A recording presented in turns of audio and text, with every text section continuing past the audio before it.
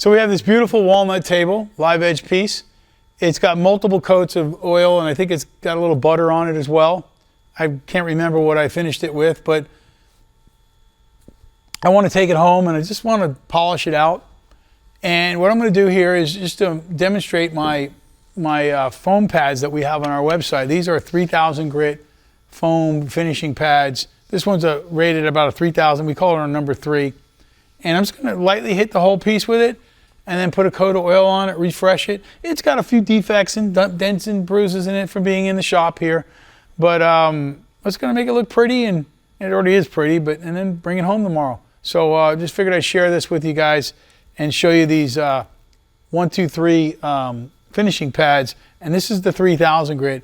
And I just feel if I hit it with this, put a light coat of oil on it, it's going to really, really step it up and look fantastic.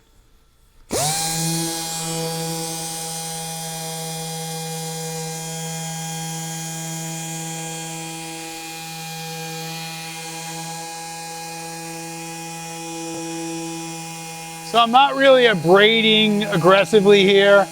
I'm just polishing out the surface so I can give it a nice little fresh coat of oil to step up its beauty.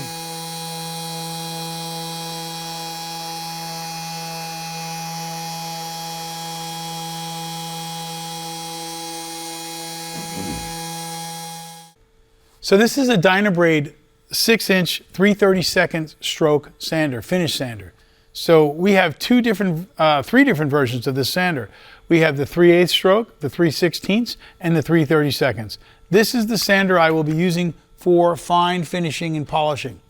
And the purpose of this video is to show off this sander with the 3,000 grit or the number 3 grit polishing pad that we put on just to really kind of polish out a finish before its final coat. And this piece is looking pretty darn good. It has a few little imperfections in it that I just wanted to kind of get rid of them and even out the finish. And I'm quite happy with it, what I've done here. And I'm going to go ahead and give it one more pass. I'm probably going to move pretty fast. And we'll speed up the film so we can show the final coat of Odie's on this and how beautiful it's going to be. So as I'm doing this, I can see the grain just coming alive in here. It really looks beautiful. It's getting a nice glisten. And I haven't even put my final coat of finish on. Now this piece has multiple coats of oil on it. It's got, like, I think it has the oil and the butter on it. And I'm just doing a final polish out. And I haven't decided. I might put Odie's oil on top, or I might even put a coat of the butter on top, or maybe a coat of the wax. I haven't decided yet, but I'm going to look at it when I'm done.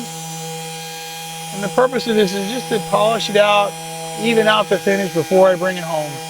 I saw a couple of spots where we had some scratches and they got damaged, and I did a few repairs on it, and you could see where I did the repair, and I just want that to go away. And this is a nice demonstration to show how you can just kind of come back and just do a final touch-up on your finish.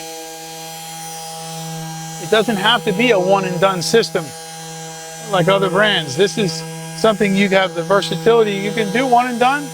You can do 10 and done. You can do 5 and done. You can come back and adjust your finish to any direction you want. We could step the sheen down. We could step the sheen up. And that's the beauty of Odie's. You need to know your tools and understand them. Not just the tools that are cool, that are popular, that you may see guys with stacks of boxes behind them with all the different tool brands, or interchanged or connected together. It's about choosing the right tool for the right job. And one of the things that gets overlooked is when sanding. A lot of people think that one sander does it all. No, there are many different types of sanders. And even though this sander looks just like my other sander, they're two different things. They're two different animals. This is a finish sander. The other one's just a regular sander or a rough sanding sander. So the stroke of the sander matters as well. So let's go ahead. And the paper you choose matters as well.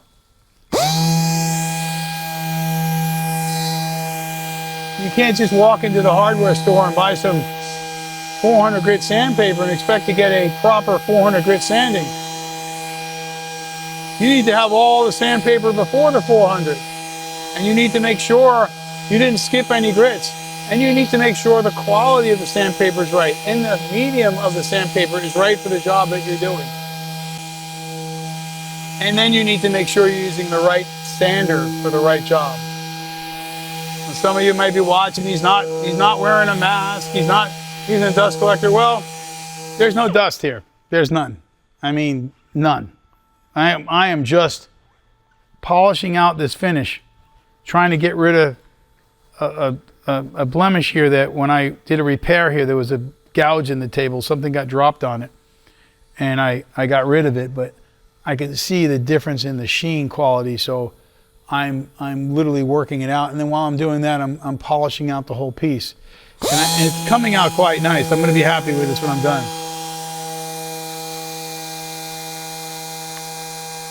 So I'm going to try something a little different.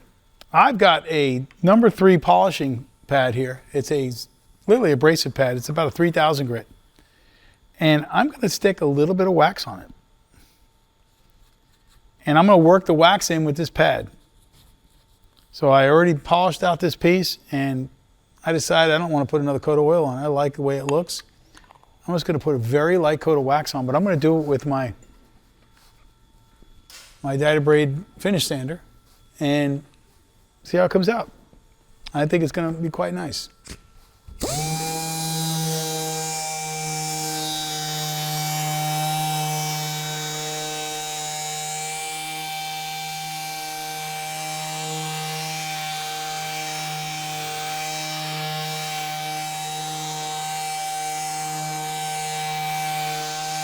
If you notice, I'm not using a ton of wax. Just a very, very minute amount. Just enough so that I can barely see it's going on. The only way I'm going to really tell it's there is I can feel it.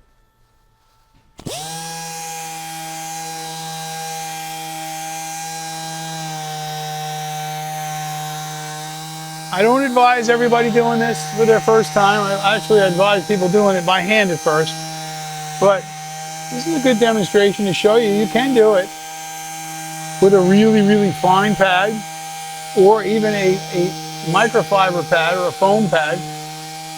In this case, it's a 3000 grit foam pad.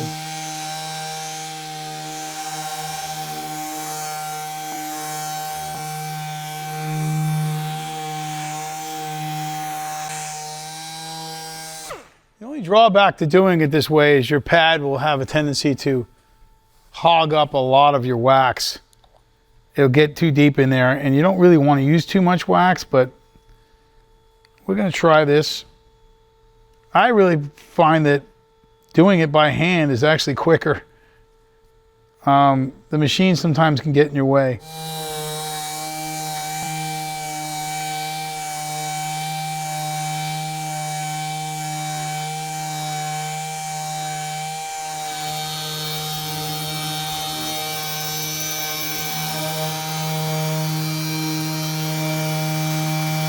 So I got my cotton terry towel. The piece is set up for about 60 to 90 minutes, and we're going to go ahead and buff it off. I'm going to start with a cotton terry towel, and then my last buff off, I'm going to use a nice microfiber cloth to make sure I got it all up.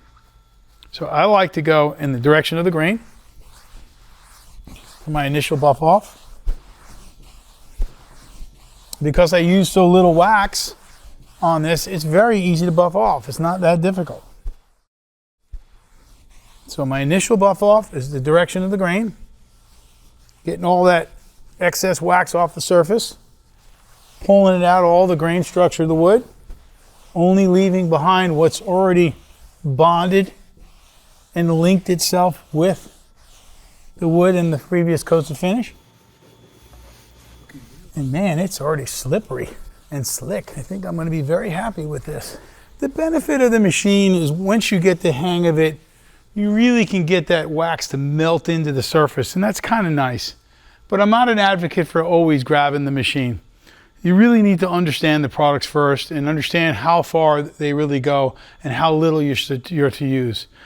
You really need to understand the product before you start grabbing machines, because when you grab machines and you use it like any other finish, you use too much finish, you'll start getting into trouble, and you'll wind up wasting finish and overworking.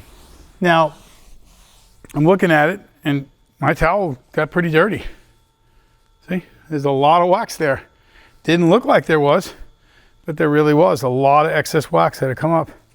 And I still, if I look closely, I can see, it looks like I got it all off, but I still see excess wax on this surface. We're gonna get the rest of that off with our microfiber. I really love wood finishing. This is my favorite part because you really get to see the piece come alive. It never should be rushed. Too many people are in a big rush to get their coat on and leave. This is when you get to enjoy and see all the work that you put into your piece. Why would you rush this last step? My God, look at that beautiful. Look at the walnut grain. It's just really pretty in the color. Now I'm going to grab a microfiber towel and start all over again. I'm going to go in the direction of the wood, and then I'm just going to go ahead and hand buff it out. And like I said, I might hit it with a polisher last. And the microfiber is really getting off the last of that excess wax. And now I'm really starting to see even more sheen. It's funny, I fall in love every time.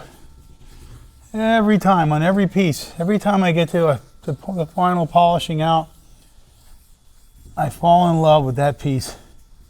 Every piece of wood has its own natural beauty, and there's some real spectacular pieces out there.